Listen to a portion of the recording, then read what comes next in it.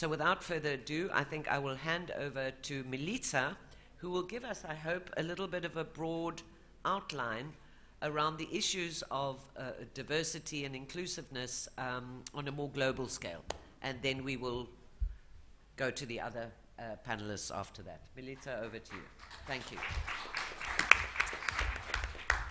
I'll use one of the few Bahasa words I know, terima kasih.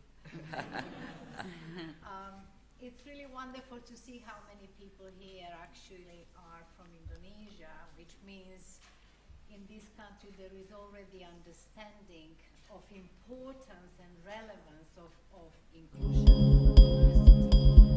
And when we think of diversity, it's easy to say the word diversity, meaning whatever makes individuals and groups different from each other. It can be race, it can be ethnicity, it can be religion, it can be gender, it can be physical, mental abilities, sexual orientation, language, just name it. Whatever makes us different from each other. It doesn't mean better than each other, which in many societies, media understand as who is better. No, it's just we have different identities and we carry on different identities. I was born in Serbia, which is very south of Europe.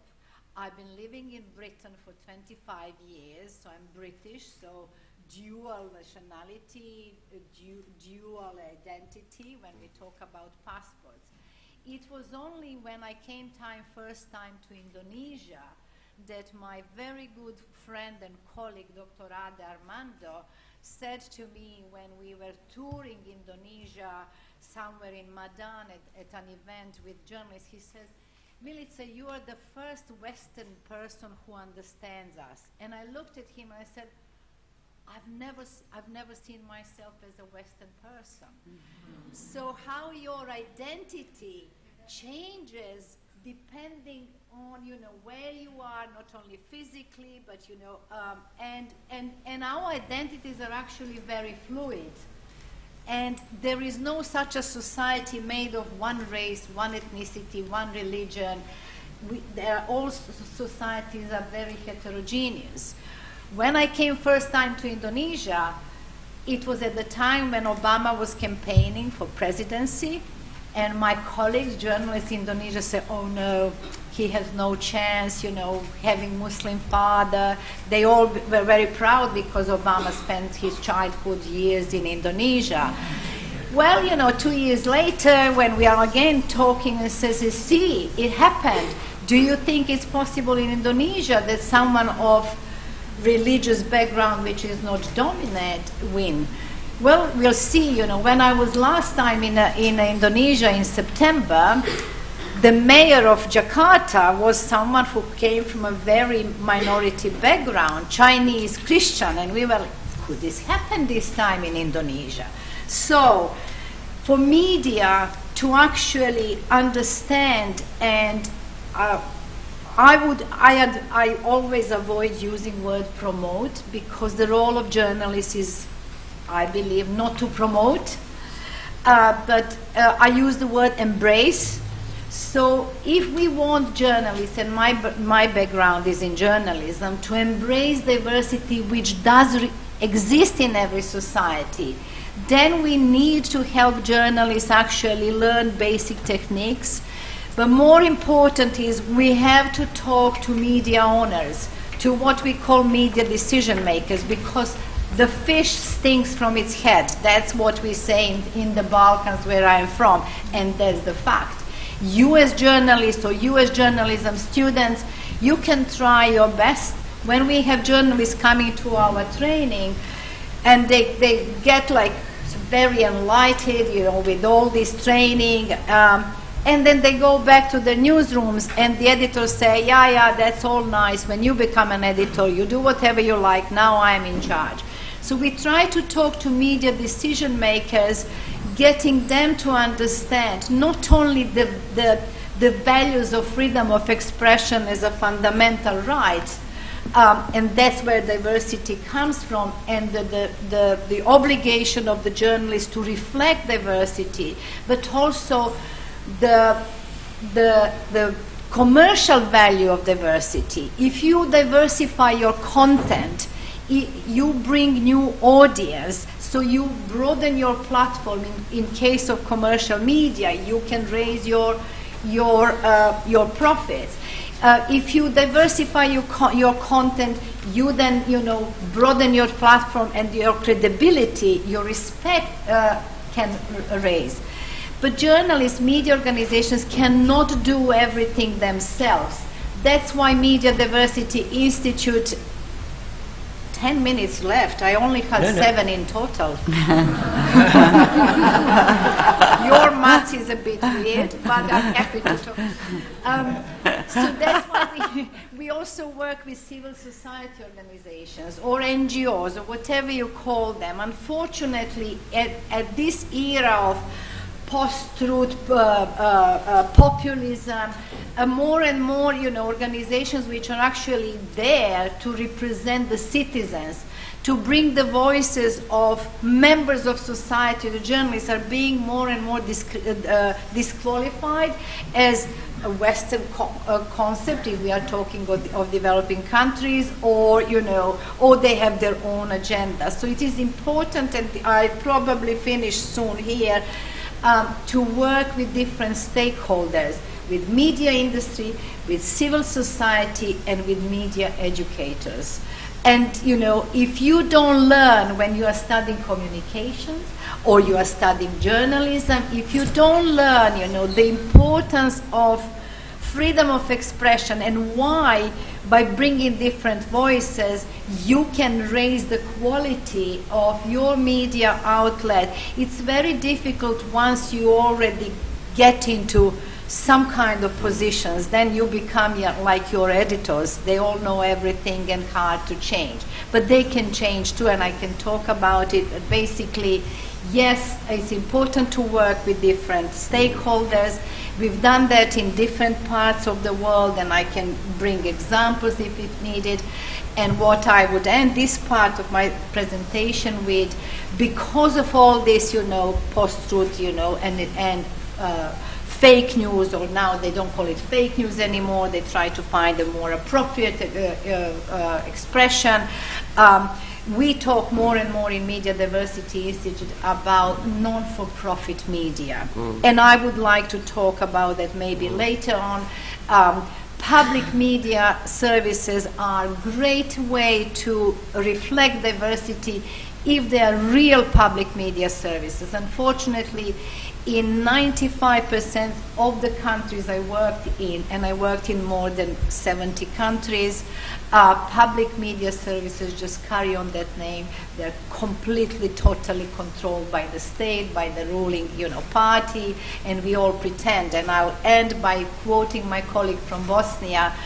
When the war was over in Bosnia, BBC Media Action came to help state television and radio get transformed into public media. And then I was in Sarajevo, the capital of Bosnia, talked to my colleagues, and says, how is now? He says, well, they pretend they transformed us, we pretend we've been transformed. That's public services, unfortunately, in most of the countries. Thank you, Milica. Maybe I can just follow up with a quick question just to say, you've raised something which I think is very important, and that is diversity pays, if you're correct, in that the media in itself is more diverse and its coverage is more diverse than in actual fact, if one can convince the management, a lot of these media houses, that diversity pays, that it in fact accrues in revenue. Can you tell us just quickly how you try to convince media owners and managers that diversity is the right way to go? And do they believe you when you say that in actual fact it makes commercial good sense? I wouldn't put such a straight line, diversity pays, because it is a bit more complex. Because if you, for instance, depending on a society, if you bring voices from, say, LGBT community, And if LGBT is something which is not socially acceptable in some countries, as you know, is outlawed still, then you might lose the audience, unfortunately. Okay. So it's a bit more complex, but it can be the case in some media which bring, for instance, members of the communities which are actually commercially doing well. And I'll give the example of Leicester Mercury in Britain, which was at one point the third biggest regional paper. But they came with a whole program how to embrace diversity of the region, because Leicester Mercury by 2030 is going, white people in Leicester region are going to be minority by 2030. So there are a lot of people, after each war on this planet, there is new group of people come to that region. So they introduced the program, they started talking to leaders of local communities, they started advertising their business, leaders then recommend, introduce topics which people in Leicester Mercury were not aware of. So they brought a lot of different story ideas, new voices, and commercially it has paid, but it's much more complex than, European Union tried to do 2 studies on that, and they could not put easily the equality, diversify the newsroom, diversify media content. Therefore, it's a bit more complex, but it can pay off in all different ways, respect, credibility too. Exactly, and one would think that just by covering a wider community, there would be a wider audience to the media in question. So that's possibly another area. It is one of the areas that could be. Great. Thank you, Milica. We're going to turn to Jane now and talk a little bit about women, because as most of you know, women in media, the picture may have improved a little bit, Jane will tell us, but as far as my information goes, it seems that the glass ceiling is still very much in place for women at the top in media, and obviously as concerns coverage of women in media is still, as I say, we're still battling to break through those barriers. So I hope Jane will talk to us a little bit about that, and also possibly the issue of online. We're talking obviously media in a generic term, but we've got to refer to traditional and online, and I hope Jane's got some thoughts in that regard, even online harassment of women among other marginalized groups. Thank you, Jane. Thank you. Thanks, Gwen. Yes, so I am from the International Federation of Journalists, which is the global body that represents journalists, trade unions and associations around the world. When we talk about diversity, my charge is to look after and forge the direction for the Asia Pacific, and we've got pretty much the most diverse region you could have when you talk about languages, culture, economies. So we have a lot of interesting work that we do here in the Asia Pacific region, working with our 33 affiliates across 23 countries in this region. When we talk about the numbers of journalists that we're looking after and representing, that equates to about 52,000 journalists. And of those, about 7,500 of them are women. Now, women are still not in equal representation in newsrooms, and we know that. A few years ago, the UNESCO and UN Women supported us in doing a study to look into the experience of gender and in the media, and to see whether our expectations and thoughts about the media were actually true. And I mean, what it showed us is that, there's still a lot of work to do, but there's some good news as well. And I think it's important that we do look to those bright spots as well. Yep. But, the main story was that there is more women every day, every week entering the media. The women journalists who are entering the media are often more highly qualified than their male colleagues. So they're coming with a wealth of experience, but they still only represent 3 in 10 newsroom staff. When it gets to management and senior decision-making roles, they're only sitting at 1 in 10.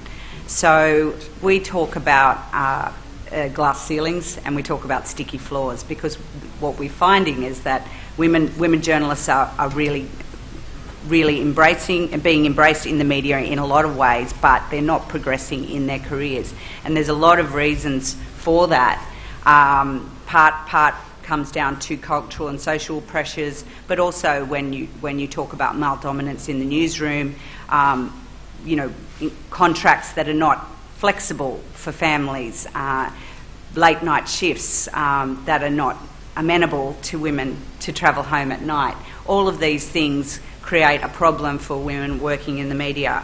There's also the issue of sexual harassment. So in the work that we did, we surveyed men and women. So this isn't, it was important for us to realise that and to get the perspectives of both men and women and transgender people in the media. And, the issue of sexual harassment, is one example that about a third of the people we surveyed had witnessed sexual harassment in the workplace. 18% of the women we interviewed had experienced it personally. So again, that's another issue. Male journalists earn about 16% more on average than women journalists. That's slightly less than the global average, which I think is around 20% when we talk about pay gap. In terms of workplaces, and just to quickly clarify this, so the countries that we looked at was quite a range from Pakistan, India, Nepal, Malaysia, Vanuatu, Cambodia, so a range of countries that we looked at in doing our work. Most workplaces, it's surprising to me, but most workplaces still don't have gender or diversity policies. 75% of workplaces did not have a policy, and these sort of things can make a difference when we talk about how media themselves represent society. Because how can the media actually bring about change if the media itself is quite pigeonholed to the male in their 30s demographic, or whatever it may be, depending on your country. So it's about sort of challenging the breakdown in the newsroom so media can start reflecting society a bit better. But the other thing that we looked at was where these bright spots were, where the good stories are coming through and where some innovation is happening. So, for example, in Cambodia, there's still a struggle for women to be entering the media, but they're carving out a space in online as bloggers, or they call themselves cloggers in Cambodia.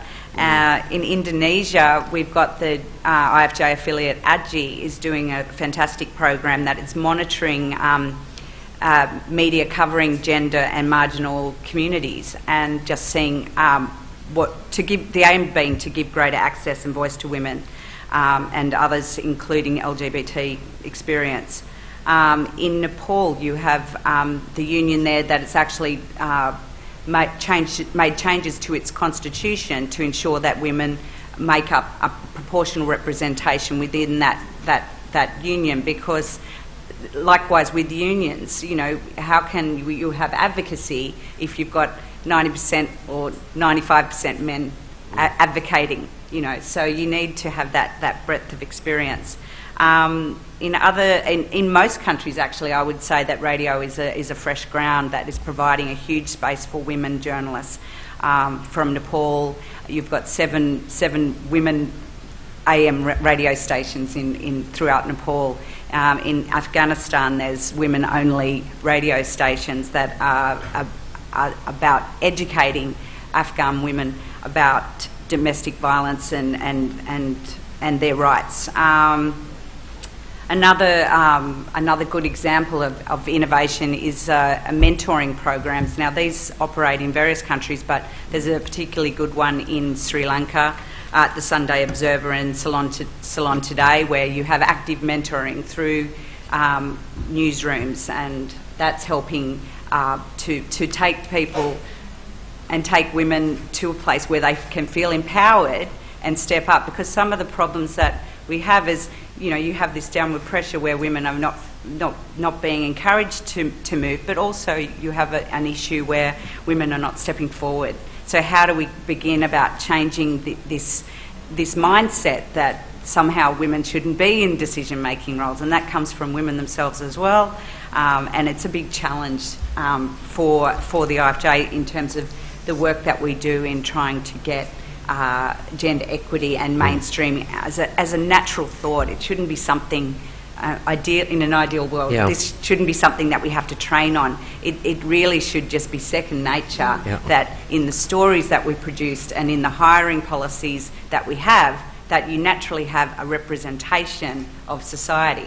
But we're not there yet, you know. But so the trainings that we do are very much about bringing men into the room and opening their minds up and hearing each other's stories, but also having men out there, you know, flying the flag on this. This is really critical, and so we're very much supportive of men being that voice, guiding others and influencing others. So that's a big part of the training that we do.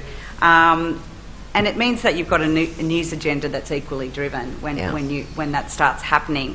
I'm just worrying about time. But Jane, can I quickly just interrupt you and say, you know, we heard on an earlier plenary about someone who said to us, the media should give us the beautiful stories as well and not just the negative ones. And just hearing you speak about particularly that woman-owned radio station, I think you said, I mean, those are the good news stories, and I think when we get to Nur, we'll come up with that as well. Just, could you give us just a few paragraphs, if you like, with more and more voices going online, including obviously women and marginalised groups, and it's a question I hope Milica will get to later as well.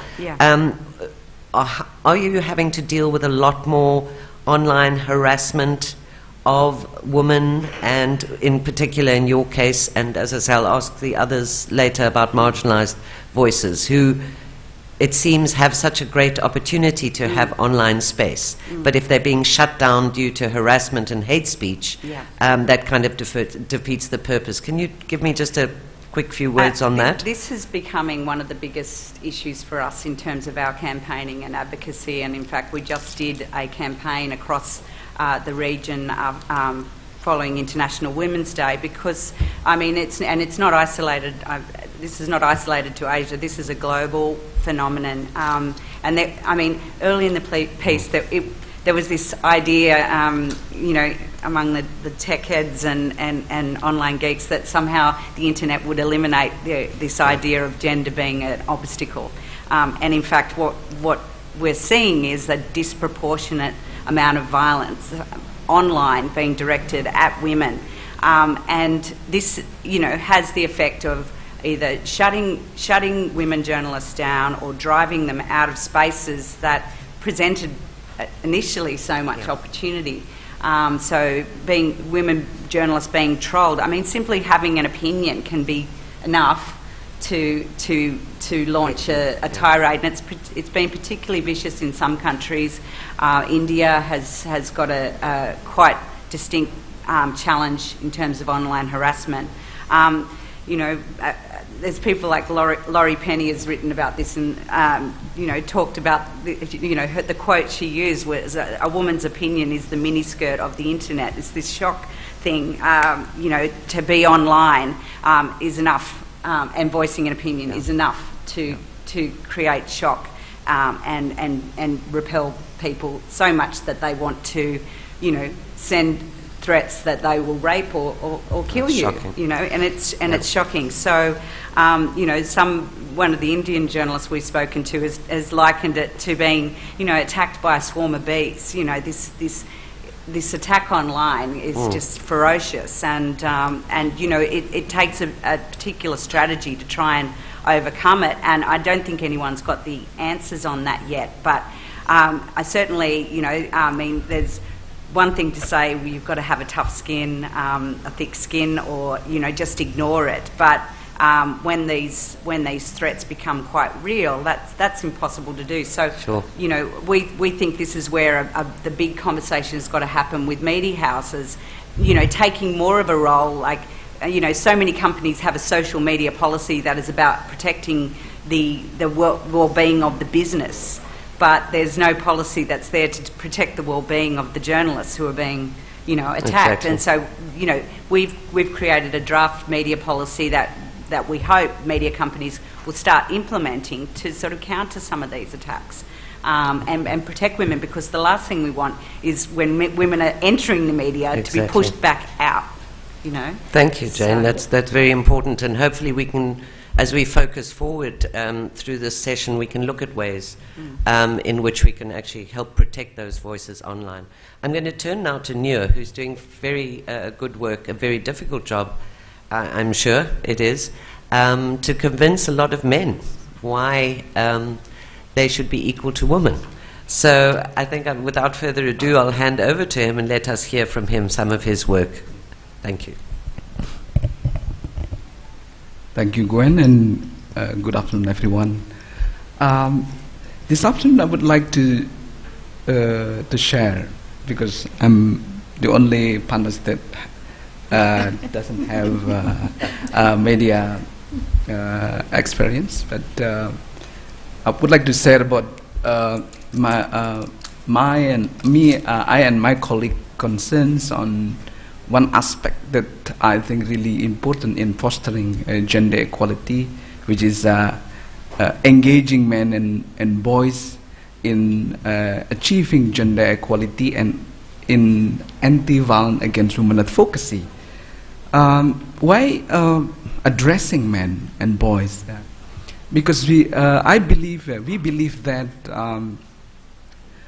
in equal and inequality gender relation, partly due to the patriarchal concept, values and norms of masculinity, in which men are characterized by physical strength, superiority, domination, and to some extent violence. And our media participate in sustaining and also even strengthening this image of men in our society. So I think this why we should address or transforming men, and we also believe that addressing this issue, I mean transforming men, is a crucial as a complementary of great work that already done by a feminist group or women's group in Indonesia, which empowering a woman through increasing women access and control of resources, including media. So for us to achieve gender equality and also to end violence against women, it is important to empower women, but it is not enough with the transforming men. So this is the idea about why we should address men in the effort of achieving gender equality and ending violence against women. And what we have done to address men's group and boys, what we have done is like creating space for men where we can discuss and criticize the traditional concept of men and masculinity. And at the same time, we also introducing and promoting the diversity of men's life and practices. So I think this is important. And also through this space, we are raising awareness among men about the cause or the negative consequences of the traditional concept of men. For instance, men have to suppress their feelings to show that they are strong emotionally. And also, for instance, the tendency of men to get involved in risky and unhealthy behaviors, like men's involvement in alcohol abuse or substance abuse. So this is really important to raise awareness among men. And also at the same time, telling them about the benefit the benefit of being more equitable persons. For instance, the engagement of men in looking after their kid, it will change their relationship with their children at home, or also the engagement or sharing responsibilities with women, whether in domestic or public spheres, will reduce social and cultural and also economical burden for men. So I think this is also important. And another point that really important in this space is train men about emotional literacy, and also train them about social skill, like train them on how to manage their anger, and also on how to have a good positive communications and so on. Because by having emotional literacy and also having non-violent attitude and behavior, men can be a role model for the young generation. So I think this is for us is very important. So I think media can support our work in also creating space in the media on where that allow men and masculinity can be discussed and criticized.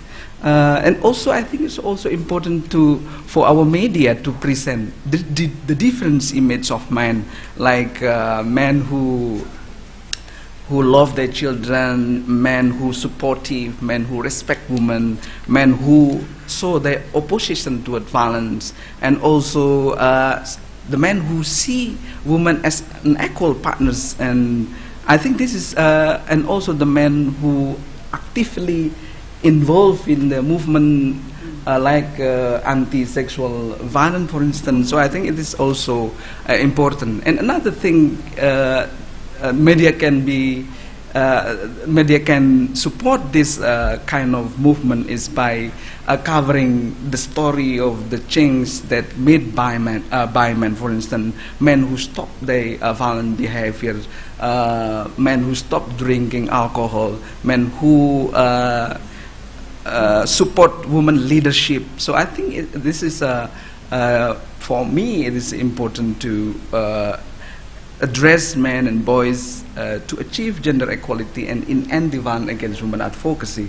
So this is I think my ideas on our engagement in. Thank you, Nur. That's as I say, because we've chatted earlier, and Nur was telling me, and there's some positive and there's some negative, right? That a lot of the work Nur is doing has really had positive impact. In one of the villages, a woman has been elected at a very local level, which never happened before, which he felt is as a result of this conscientizing of men that women can do. So there's good news as well. On the other hand, there's negative in that Nur himself has kind of been marginalized, if you like, and identified as someone who is working in an area he shouldn't be, and has been called names by tabloid media for doing the work he's doing to try and change the perceptions of men.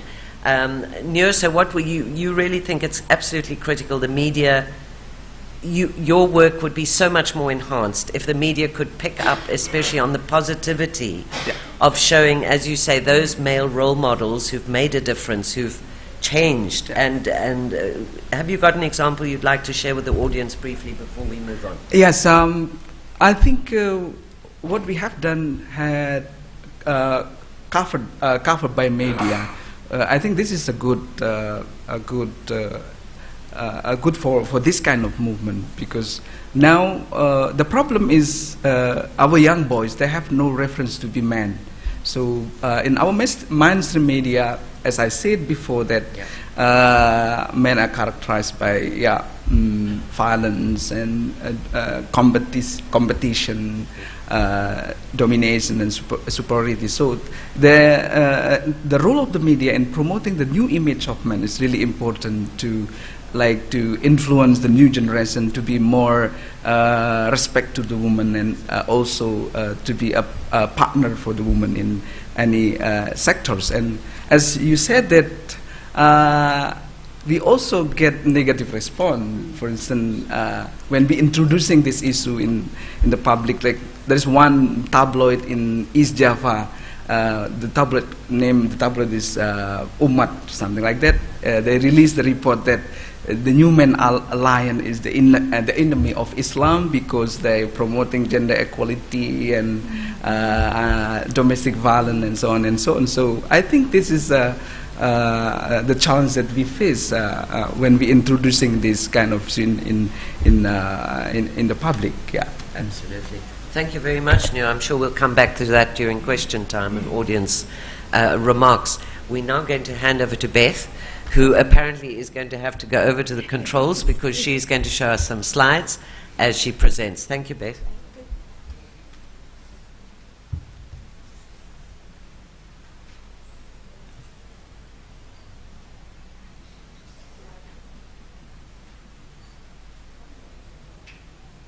Hello. Good afternoon, and while I'm putting on the slides, because we're talking about marginalized, I can feel I'm marginalized now. I'm separated. Okay? I hope you will enjoy working with the indigenous people, because I directly involve myself as a media practitioner to be living with a tribe, with a certain tribe in the Philippines. And it's quite voluntary, quite hard, because you really have to be with them, live with them, and work for them, so that you can only hear and listen to their voices. You really have to spend time to be with these indigenous people.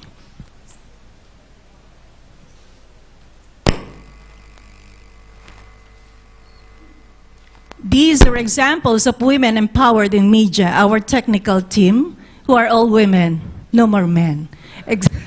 I hope next time our television, I hope you won't lose your jobs, but our women are examples of women in media. Congratulations.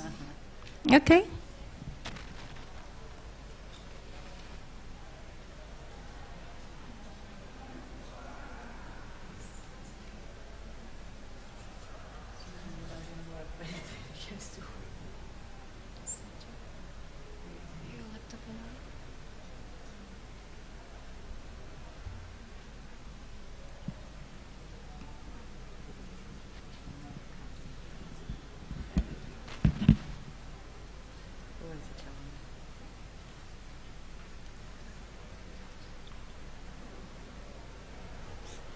So we quickly, maybe give you that few minutes, Beth, just to get things together there. Is there anybody from the floor who'd like to make any comments or, yes, please, on anything that's been said? Please go ahead. Is there, oh, you have to go there, to the microphone there. Oh. Thank you. Oh.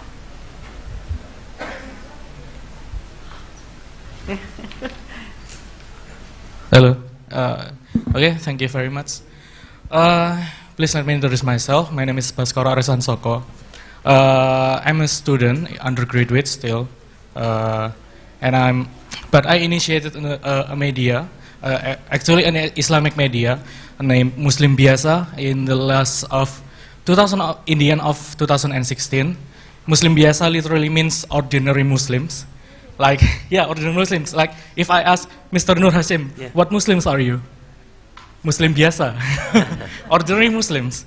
So that we can voice Muslims in Indonesia that normally are voiceless. Like there is a transgender pesantren, is like a school, Islamic school in Yogyakarta that not really have the place in mainstream media, and that's why Muslim Biasa is existed for that aims, and that so we can voice every kind of voices in Muslims, and relating in the themes of this session, I want to give comments that Actually, in our society, or actually in the youngsters, in millennials, youth in Indonesia, if we view the medias about women or about women and how women are represented, and there are two boxes that we can see. The box of the medias that promote a more traditional kind of woman, like this mainly from religious medias, or in this case Islamic medias, is enforcing the views that women should be in, domestic realm, marriage in early age, nikah muda dan sebagainya. That is promoted by many accounts in social media, like Facebook, and anything, even line account, social media line account from Korea, and that's it. And the other box is a feminist media, or a liberal feminist media that depict how women should be liberated, but usually in how women should be liberated in a liberal paradigm. And the problem is, this media is boxed in opposite sides, and there is no bridge between them. So there is not technically a dialogue between them, and that makes young women in Indonesia will fall in either in this side or this side, but without any dialogues between them, and that makes women who are in the liberal feminist box will be considered too liberated, which is actually is an out term, too liberated. How can you be too liberated? But and then the woman in this side and the other side, in the conservative sides, will be considered too repressed. Yeah, too repressed, to oppressed. But actually, both of the sides are technically shows how they view how women can express themselves as intersectional, and that being a feminist should not be just white feminist ideas. There are also a lot of ideas about feminism itself. So I think our media should have innovation to having this bridge, so that there is actually a real dialogue between these two boxes.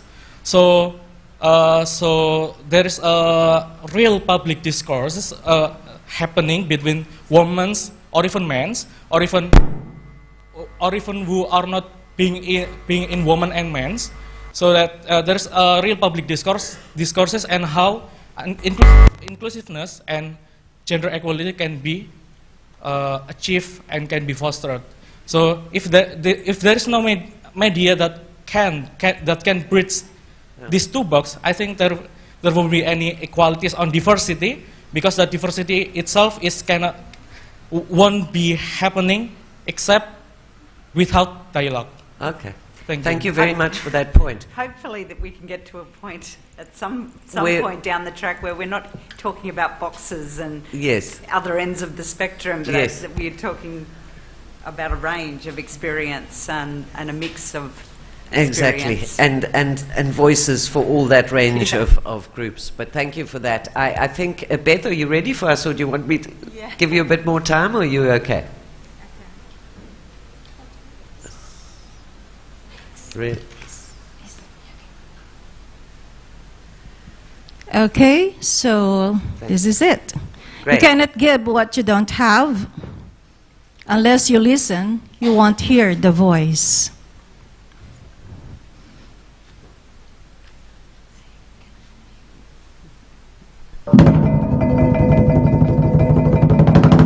This is media framing and imagery of the marginalized groups and hearing the voice from within.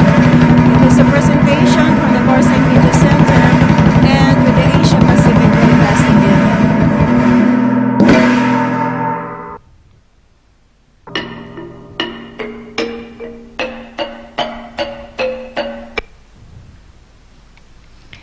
Let me introduce first the work of the Courseline Media International Services. It is the country coordinator of the Asia-Pacific Broadcasting Union, which provides services through trainings, forums, symposium, and workshop to the media practitioners and network services, and to the non-media, in particular, the marginalized groups.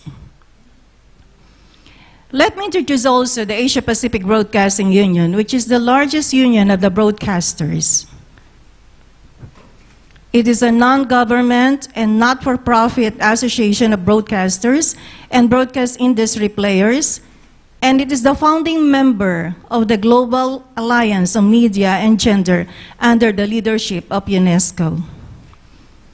And now it's celebrating 54 years of service to the Asia-Pacific region.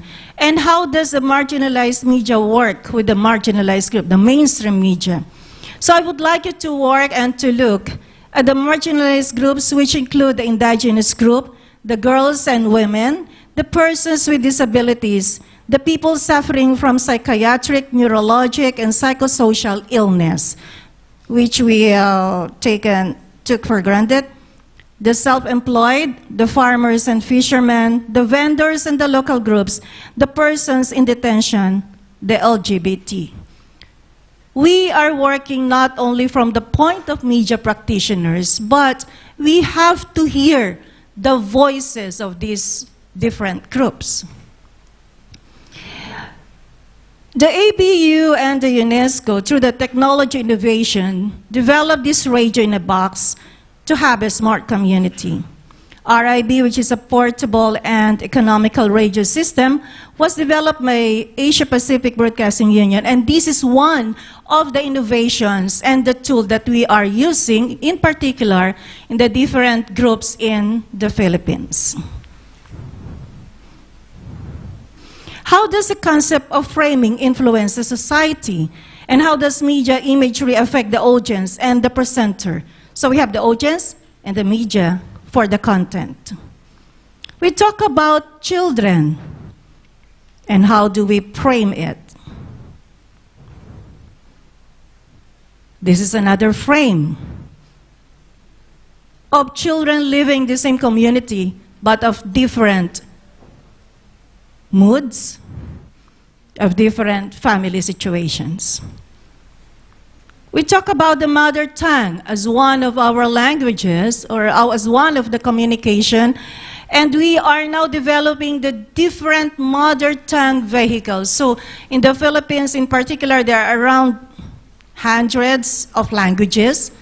So from the media industry, how can we reach and how can we listen if there is none from our media group that will go there? Imagine if there are 7,000 islands in the Philippines and these people will be talking about different things, we cannot relate unless that we go there.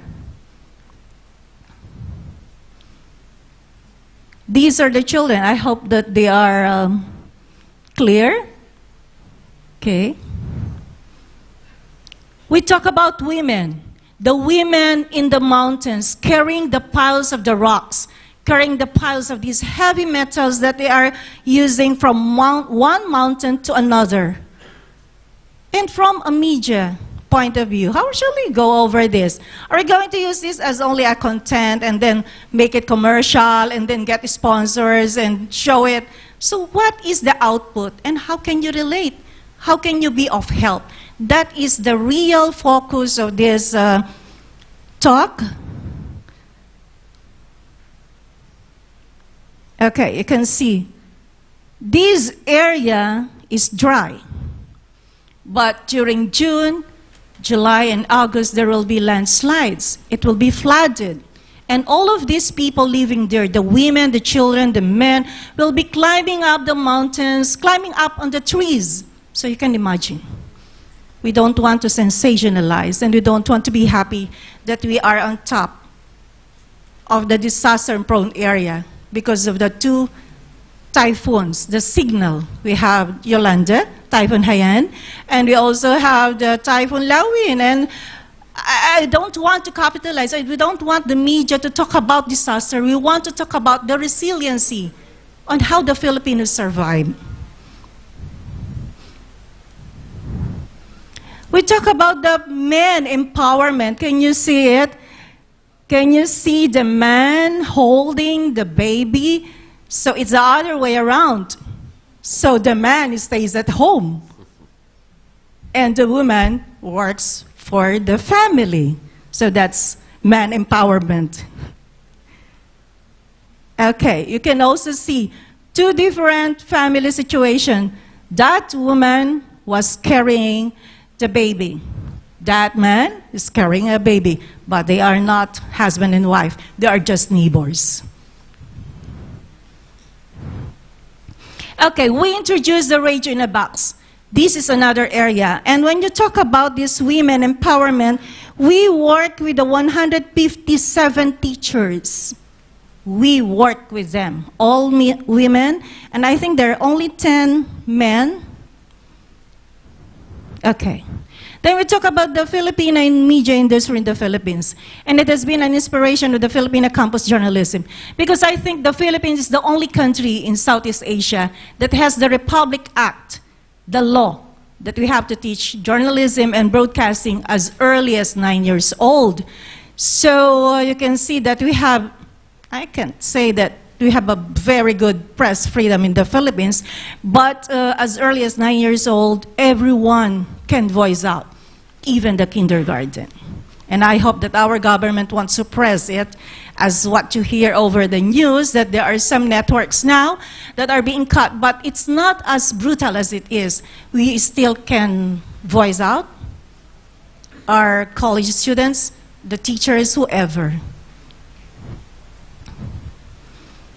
In the Philippines, press freedom is guaranteed under the Constitution. But let me also note this, but it is somehow regulated by the government to some extent. And in conclusion, reframe the image of media where conclusion is granted and accepted. And I can say salamat po because in the Philippines, we are free to talk, even if the gun is in front of you. No matter how much money will be given, I can say I'm proud to be a practitioner because my dad has worked with the different networks and he survived. We survived. It's only in the matter of your ideology. It's only in the matter of your conviction. If you are working with the marginalized groups, I tell you, Philippines is a very good experimental work. I can tour you around with the 7,100 islands if you really would like to work with. We have the women, we have the men, and we also have the children, and so many things to work for. So I just hope that this World Press Freedom Day will be an eye-opener for all of us in Asia. If we have done that in the Philippines, we can also do it to the rest of the world. Good day. Thank you very much, Beth. And as you pack up, maybe I can just aim a question in your direction, Beth, and that is, it strikes me it's so important to give the marginalized communities a voice, such as the one you've been working with in the Philippines. But to what extent, when you give them a voice, are they heard? Are they just speaking to their own group, their own community, or are those women role models of the Filipino media there telling the story of those marginalized communities to a wider audience? Would you like to just quickly comment on that, and we'll open to the floor. Thank you, Beth. Yeah, I'm sorry because it's in the other slide that went out. Okay, what we do is that we group these people, these women, we start with the women, with the indigenous groups, and then we train them. We really have these women in the tribal groups, shall I use that? They are the ones broadcasting. They are the ones telling their stories. It's not fabricated. Really have to listen to them. So it's not only the broadcasters that are making the news story. It's not only the broadcasters making the feature story. It is really the people from the community telling their own stories. So there might be some parts that are edited, but not changing the real story of the life. For example, I hope that this will also be used as an example. Before, in the Mangyan tribes, This is in Mindoro. These women are just following the man. You can imagine. The man walking in front, the woman following. You can never be ahead of the man. So it's somewhat like in slavery. So when we took the time for that women to broadcast of what's happening, it calls the attention of the human rights and the, how they call this, the Commission on Women. So we went up to the mountains and then have some gatherings, some capacity building, some talks to the women together with the men. And it has been documented, and we produced a documentary. I have the documentary in the other slide, where the women were also were really telling their stories. So we are training them. We're training them, not only talking. This is what I'm calling that you don't get the news. You have to ask somebody from the community to write the news together with you. Exactly. Thank you for that, because I think that's very important, that we're not talking to and at those communities, but they themselves have a voice. Could we ask for questions and comments, please? Let's start with this gentleman here, then there, and then you. Thank you. I think you need to go to the microphone. If we could be as quick as possible, I'd appreciate it.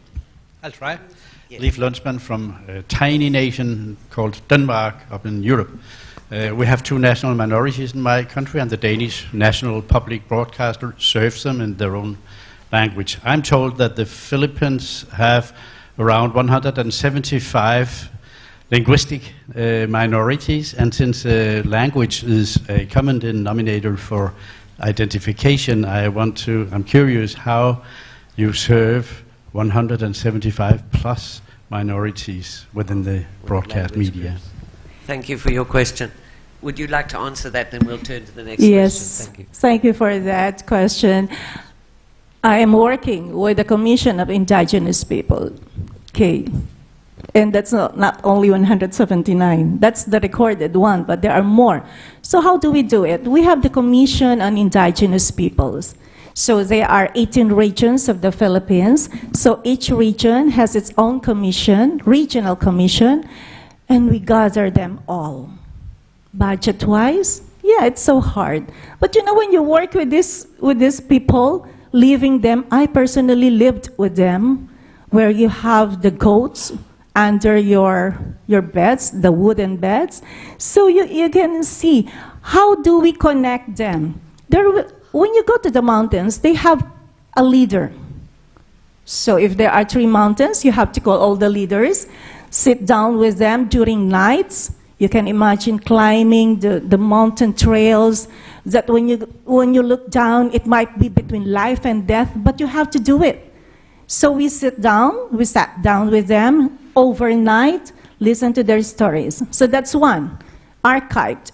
We archived their stories. If there are 18 regions, we can come up with the 18 archives, okay? And then we have the broadcasting. So they will be the one to air, one at a time. We have the local network, and we also have the national network. So that's how we work. We do not work only as one team. We have the stakeholders. Courseline is a stakeholder. ABU is a stakeholder. ABU really supported Philippines in some indigenous projects. They brought the RIB, the Radio in a Box. We tried. We tried in 2 areas of Tuguegarao City, which was hit by Typhoon Lawin. So we already had the training with them when the typhoon struck Tuguegarao. So did I answer your question, sir? Yeah. In which language? Locals. Not the 179 languages. But some of them. Yes, some of them. So we already have the top mother tongue, around 23. And then the local radio networks will translate it. For example, in the morning, we have the English version translated by a provincial in their own language, in their mother tongue. Thank you very much. Thank you. Thank you for that. The gentleman, please. Hi, my name is Munir. I am from the International Federation of Journalists in the Middle East and the Arab world. Sorry, I don't want to sound determinist in the term of power of economy in making the social change in our societies, our life.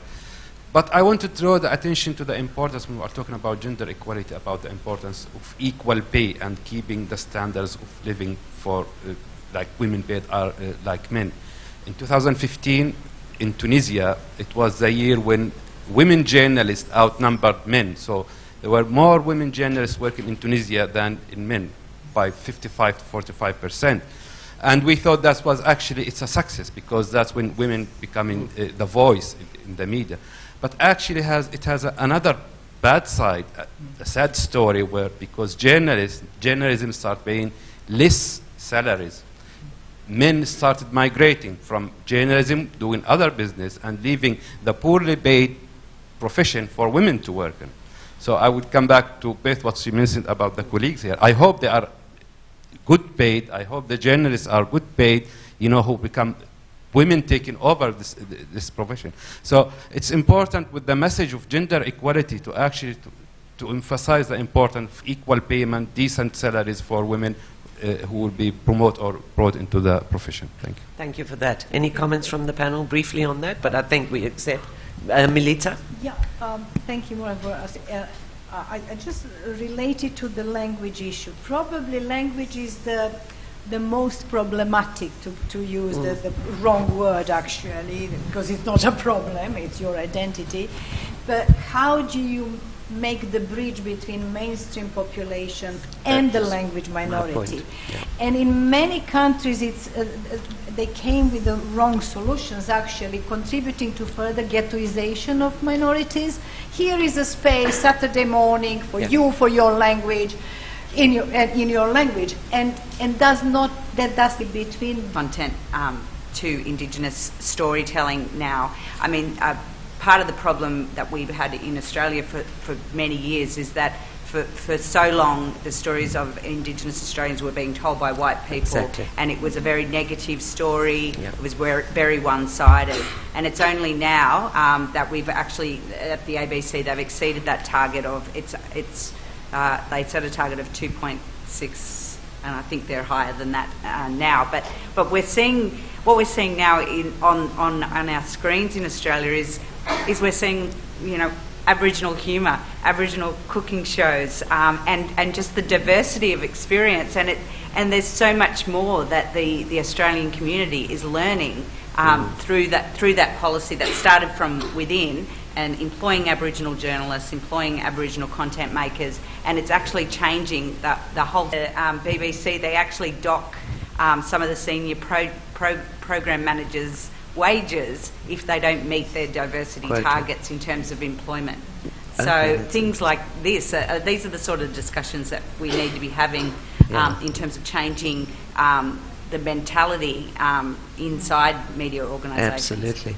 And yet I just want to raise, in as much as this panel wants to talk about innovation as far as it comes to inclusion and diversity, at the same time, as much as we innovate and we're trying to give rights to these groups, women and other marginalised groups, whatever they may be, online or otherwise, that at the same time there seems to be this sort of backswing of conservatism.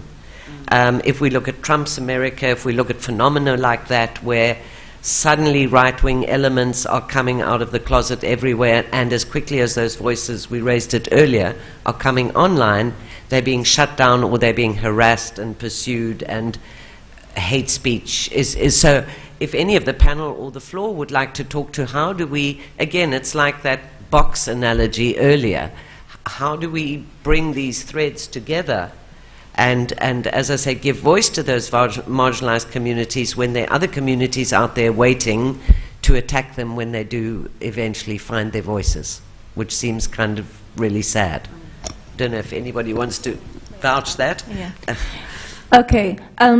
Let's talk about the salary. In our country this time, the broadcasters, the journalists receive, this is one of the law that is to be enacted, that the salary of the broadcasters in the local areas, in the province, will also be as the same rate as the one in the metro, meaning that whether you work for the indigenous, you work for the locals, you work for the city network, you will be receiving the same salaries. Interesting. So whether you're men or women, as long as you have all these requirements, that is to be regulated by the national standard salary scale. Thank you for that. Jane, and There then Milica. are collective agreements and there are salary standards, but unless companies open their books and actually declare and do audits of their pay, I mean, these standards can still be fudged, and women can be stuck on certain pay grades. So one of the things that we advocate is, look, if you're serious about gender equality and diversity, do an audit within your organisation. Show us how many women and men are employed, how many are in the decision-making roles. What are their, with obviously respecting privacy, but put it out there if you're serious. And some companies are prepared to do that. I think BuzzFeed is one of these companies that keeps coming out. Its figures, it's got more than 50% in terms of gender equality, more women working in BuzzFeed, and senior managers globally are women. What they don't have is the diversity. I think they're like 69% white, white. So they're not getting that diversity, but they are putting it out there. And I think transparent this is showing the way to change. Yeah. Thank you for that, Jane. Milica? Well, a couple of things. If we talk about gender or any form of diversity within the media organizations, again, it has to start from the top. Absolutely. So if there is no policies, if there is no strategy, if there is no program, it's very difficult to just talk to journalists, because the whole culture has to change. And there is another issue, and what's happening in Tunisia, it's quite, I would say, global. Women started to dominate by number the newsrooms and journalism faculties. But what's still a challenge, the higher you go in hierarchy, the less people coming from ethnic background, religious background, minority or women come. Solidarity is important. One thing I wanted to say, and then now I forgot what I wanted to say. When we were doing study together with the International Federation of Journalists, how are media in the European Union, very democratically developed part of the world, reporting on religion and ethnicity, we didn't come to very different conclusions from what we found in North Africa when you ask editors why did you allow this story to appear in your papers, they say, well, that's what journalists found out. They say, but you are talking about this particular group without interviewing anyone from this particular group, and that's quite common. What we found out in the European Union countries, that editors still believe that Europe is white and Christian, which is not the case. So it has to start from national level. There has to be understanding that inclusion is one of the basic principles of democracy.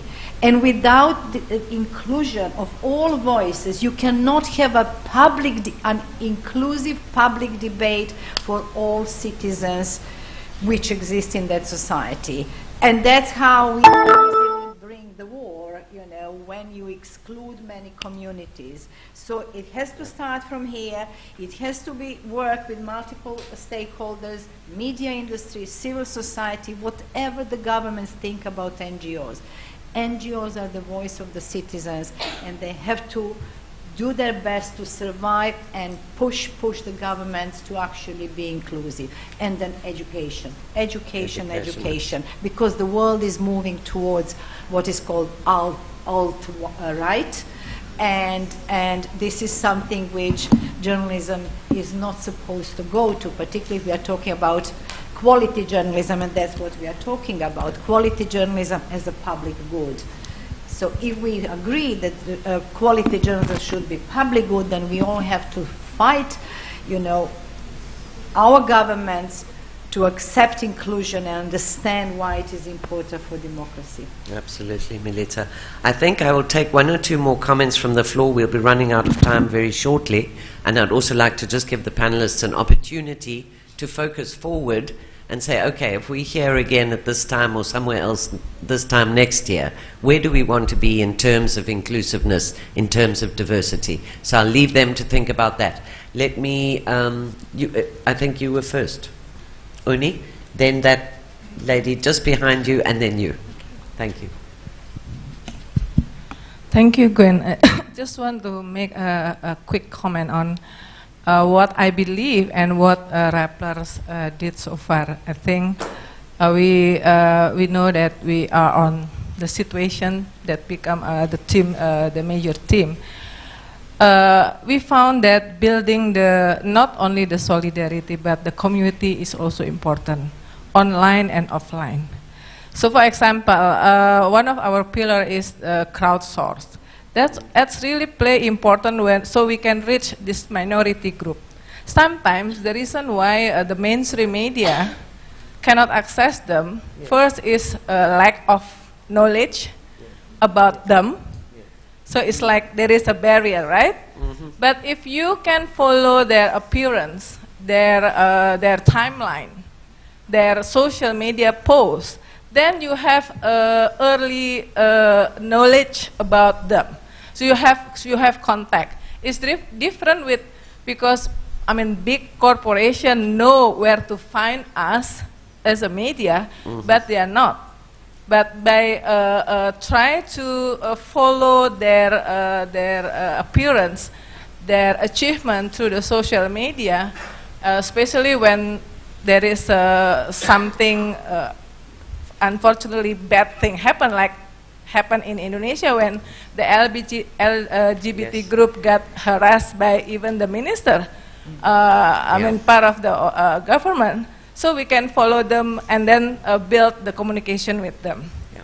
The second one is then the offline community building. Sometimes we have to spend time to share our expertise, especially in digital media. We train some of the NGO related with HIV/AIDS so they can share, they can marketing their idea to other media. I think this is also something that the media should spend their time. It's not like become the activists, but you know, sometimes they have a lot of good. I mean, even the indigenous, they have a lot of activities. They have a lot of work done, but they don't know how to reach the media. I mean, they put in Facebook, and some mostly the younger generation in newsroom not in the Facebook anymore, but in Instagram. So we have to reach them and say that probably if you want to reach the younger audience, you are not posting your work to Facebook, but through Instagram. That kind of thing is part of the building the community. So the solidarity will build from that kind of engagement. The last thing that also useful when we have to deal with hate speech. When this is I have to say that honestly, a lot of newsroom in Indonesia even is really carefully treating the minority related stories, LGBT, whatever. And even I know one TV have policy not touching that issue at all. Yeah? So because they don't want to lose their audience. Exactly. Because it seems like in Philippines, in Indonesia, if there is a national survey, most of the people will say no to the LGBT rights, I think. Yeah? So they don't want to lose this big bulk of audience. So, and then when we write about that, we got a lot of criticism, hate. I mean, in the right wing, we said the Muslim kafir. I mean, you are really you are selling something that against the God willing, that kind of thing. One form of hate. But because we already we built our community, we have a community offline, online, they will kind of like help us in that very bad or a crisis situation to, I mean, it's not fight back, but at least with to get us. an access also. Access. Yeah. So I still believe that the internet and the media social media has the beautiful of wisdom of crowd. When there is a hate speech, there is another good people that will together debate in a positive May I have that LGBT? Okay, in the Philippines it is accepted. The commissioner of the youth is a lesbian, and some of the government positions are gay, transgender. It's accepted in the Philippines. We have the Minister of Tourism was gay too, actually. But this is if you do the national survey, I mean, there is our constitution. Yeah, actually the constitution. Honor that. But when the political and social situation going right, that even the central until the local leader will try to put themselves to the majority, which is the majority say that more and more people say that this is against the God's will. So our constitution also honor that. Even we have minister that gay. But so still, I think this is only my opinion. Yeah. Okay, we respect, but we do not force. What is important is that media accepts, and it is accepted in the Philippines for LGBT. So it's not being excruciated or something like you are taken away from the marginalized group, something like that. Unlike before, but now everyone can talk about I am a gay, I'm a transgender, so it's accepted. the same. I think the same like Indonesia.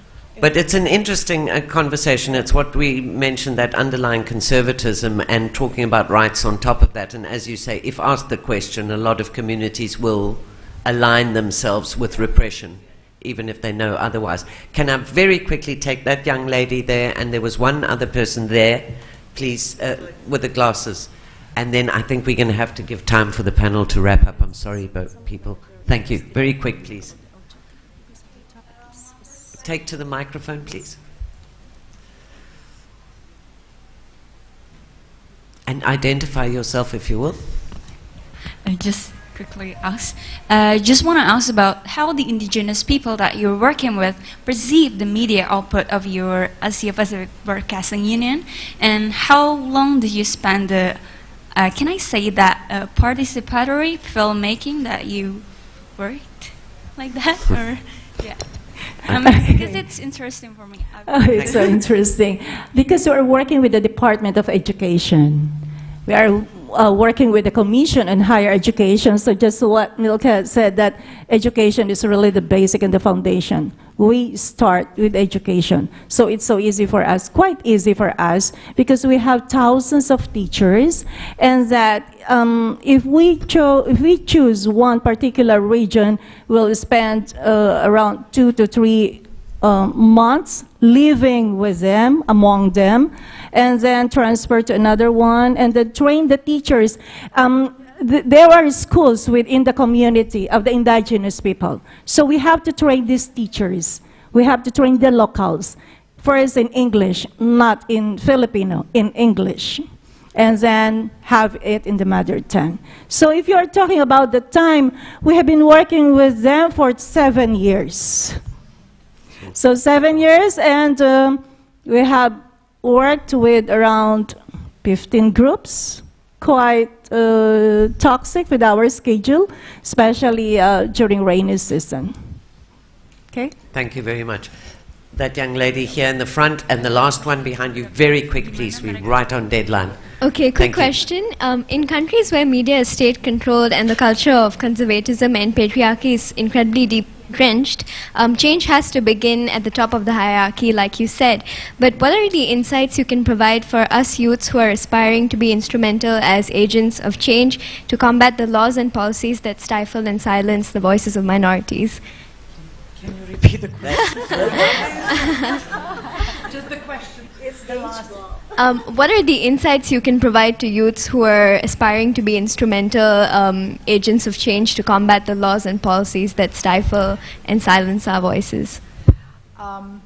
Well, the future is on youth. And I'm not saying anything revolutionary. That's normal, that's natural. Unfortunately, I cannot see enough young people responding and reacting to what's been happening in the world right now. If you want your future to look the way the current politicians are talking about, then you are not going to have future. So my advice is, that's in the nature of your age, to do things my generation is not doing, to do something really revolutionary. Do it. I cannot tell you how to do it because I'm not your age. You have to find your way, but you are lucky to have digital media, which my generation did not have when we were trying to change the world. You don't need to collaborate with mainstream media. There is all sorts of platforms you can use. If a president of the most democratic country of the world can communicate with his platform through Twitter, use any, they have to be scared of you, not the other way around. So get together, solidarity, work with youth, not only in your country, with the others. Have basic things. There are protests right now in the Balkans, young people are trying to do, but you can see that they don't know which way to go. Political parties are offering support and guidelines. Don't work with politics. Find your way, your really indigenous way, something that you are and no one else, and do it. We will follow you. We cannot lead you or advise you. We couldn't do better world. Thank you, Milica. This is a time for uniqueness and innovation. There you go. That young lady, very quickly, and then please can we start with you, Jane, and quickly sum up from our panelists. Thank you. Okay. My name is Michelle and I'm from Universitas Indonesia, and I would like to ask about gender equality in terms specifically about LGBT. So my concern here is that do medias that you're collaborating with now, or even when on the medias that you're working on now, do they provide enough transparency for them to confess their own gender orientations? I mean, do they have really the space for them to say, oh yeah, I'm lesbian or I'm gay, let's say like that? And if yes, to what extent, or do they have any limitation in terms of working on their news report? Let's say if, for example, I'm a lesbian or if a person is a gay, how do media manage for them not to be too emotional in writing the news? How could media manage so that they will be as emotionally distant as possible? And that's my questions. Thank you. Who wants to take that? Jane, do you want to start summing up, and maybe if you could address that question as well, and possibly Nur also, as we just go along with the panelists. And maybe I can encourage everyone after the break, if our panelists are available, please grab them to ask any further questions you may have. Jane, do go ahead.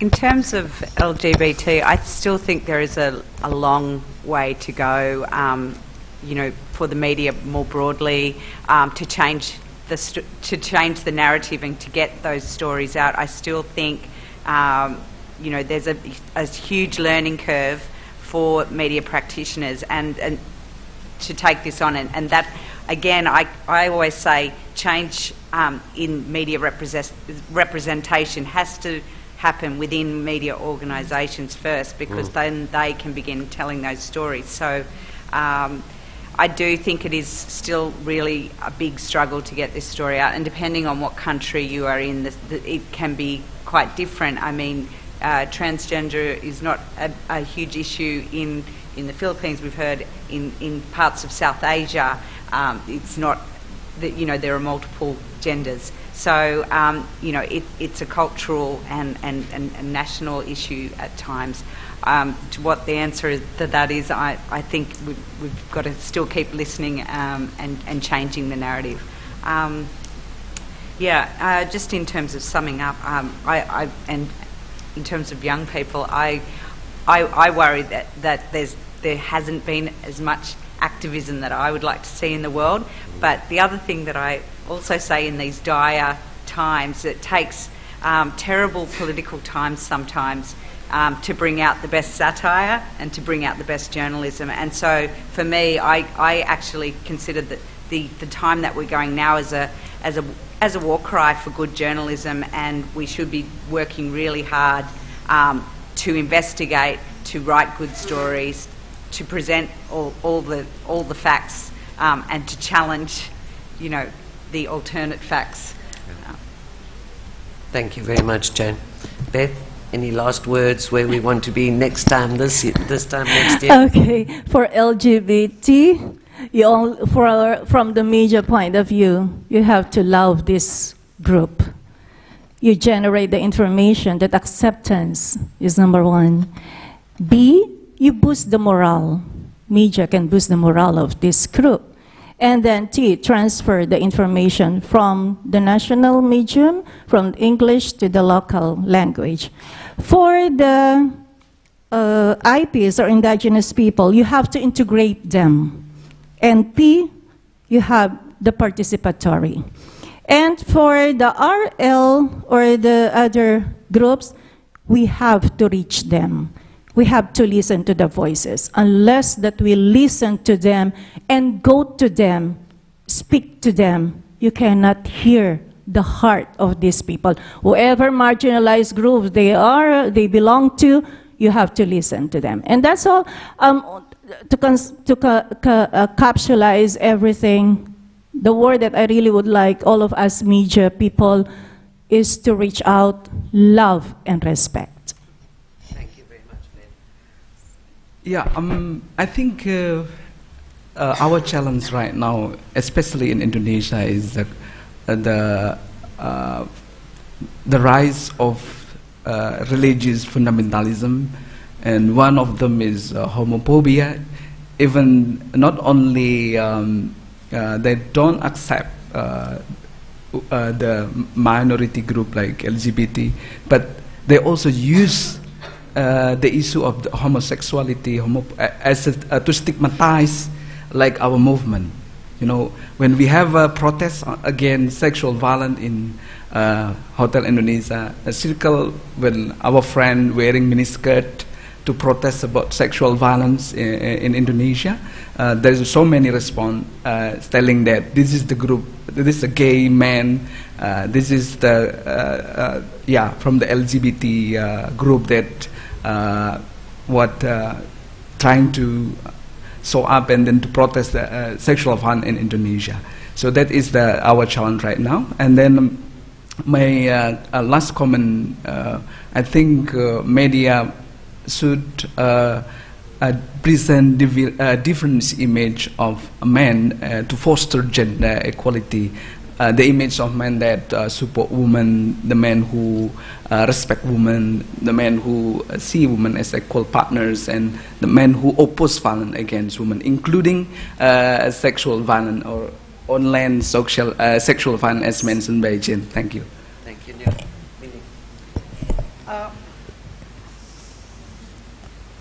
Minorities know much more than about themselves, about what they are going through. And that's what journalists keep forgetting. So don't go to members of any minority group only when you want to talk about that particular, because they are interested in tax changes, tax policies, in education, like everyone else. So that's the real inclusion when we talk about media content. Diversify newsroom must, but it does not mean that a blind journalist should be reporting on the issues of blind people or LGBT person. Yeah. It's just having in your newsroom someone coming from different group from yours makes you be more sensitive when you talk about the others. It's your contact, your channel to this other community you don't know enough. And it's, source of information. So that's what is diversifying newsroom in our understanding. Social media. There is a term you might have heard already, homophily. When I first time read it, I thought someone misspelled homophilia. but hemophilia. No, it's a new term used by academics for, maybe if you are not interested in the topic, you can leave already now. Homophily is people grouping about the same interest on social networks and talking only to each other. So people who have similar opinions, similar views, similar prejudice. And it's a new form of ghettoization. So yes, there is a fantastic space on internet, on social platforms, social media, but there is a danger of homophily, so be aware of that when you are building your community. And because we have master course in London, we call it diversity and the media, we keep telling our students, don't forget that everyone has prejudice. I have prejudice, you have prejudice, you have prejudice. We have different kind of prejudice. Yep. It's very difficult to get rid of them because they are deeply defaulted in our psyches. Once you become aware of your prejudice, then it's a step towards going beyond them. You know, you can manage them and you can produce really good journalism when you go beyond that. That's all. Thank you, Milica. And I think that wraps up our panel session. Just to say briefly that I said it at the beginning, I say it again, this is a huge topic. Even with our experts here, we've only really touched the tip of the iceberg. There's so much more we could have, should have, would have discussed if we just had more time. But I just want to say we talk about minorities, we talk about the marginalized, but you know there's power in small as well. And I'm always reminded of what is one of my favorite quotes from author Margaret Mead, who said, never doubt that a small group of committed citizens can change the world. Indeed, it's the only thing that ever has. And I think to those communities themselves, the louder the voices, the more they have to show the world that they're there and to make everybody recognize them. So please, would you give a big hand to our panelists? Thank you to our audience. All the best. Thank you. We went over probably about 2 minutes or something, but anyway.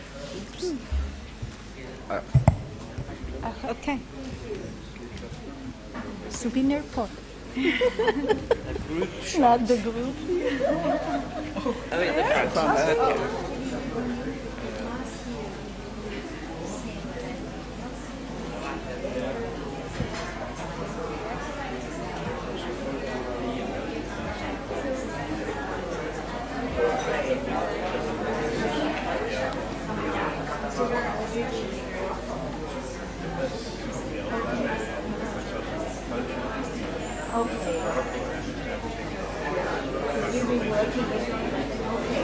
Okay.